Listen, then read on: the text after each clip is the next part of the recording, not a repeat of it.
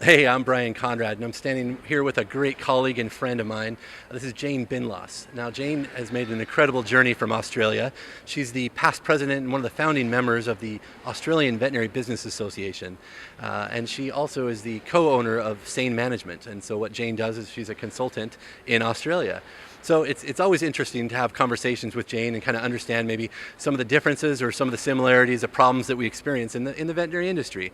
So what I wanted to talk to Jane about today was kind of, we've been talking a lot about client compliance. How do we get clients to accept our treatment and surgical plans? And I wanted to hear kind of from Jane what her thoughts were. Jane?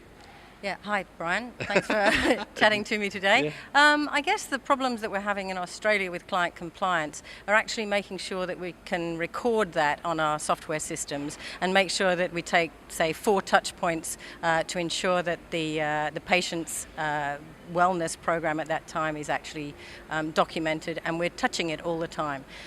So we talk about 10 parameters there. Vaccinations, heartworm, worm, fleas.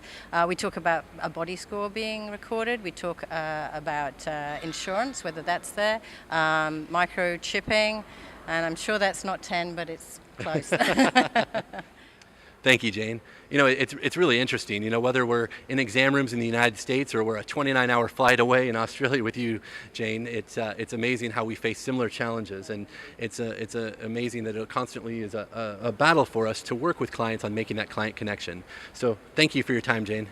You know, as a hospital administrator, it's always my job to look at profit centers and, you know, look at opportunities. Now, getting to visit with Jane from Australia, I imagine the kangaroos must be a fairly lucrative business?